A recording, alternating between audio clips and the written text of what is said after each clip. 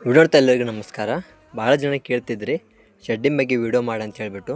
ಶೆಡ್ಡಿನ ಬಗ್ಗೆ ವಿಡಿಯೋ ಮಾಡ್ತೀನಿ, ಬರುವಂಥ ವಿಡಿಯೋದಲ್ಲಿ ಬರುತ್ತೆ ಮುಂದೆ.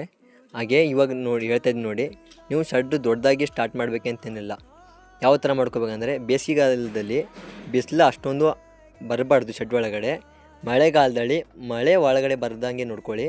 ಚಳಿಗಾಲದಲ್ಲಿ ಚಳಿ ಆಗುತ್ತಲ್ಲ, ಅದು ಗಾಳಿ ತಣ್ಣ ಗಾಳಿ ಒಳಗಡೆ ಕೂಡ್ದು ಆ ಥರ ನೋಡ್ಕೊಳ್ಳಿ. ಅದೇ ಥರ ಮಾಡಿಕೊಂಡ್ರೆ ನಿಮ್ಗೆ ಒಳ್ಳೆಯದು. ಆದಷ್ಟು ಚಿಕ್ಕದಿಂದ ಸ್ಟಾರ್ಟ್ ಮಾಡಿ.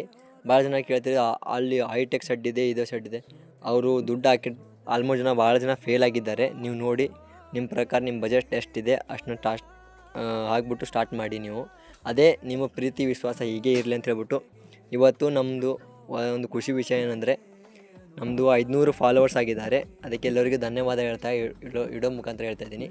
ಎಲ್ಲರಿಗೂ ನಿಮ್ಮ ಪ್ರೀತಿ ವಿಶ್ವಾಸ ಹೀಗೆ ಇರಲಿ ಅಂತ ಹೇಳ್ಬಿಟ್ಟು ಕೊಡ್ತಾಯಿದ್ದೀನಿ. ಧನ್ಯವಾದ.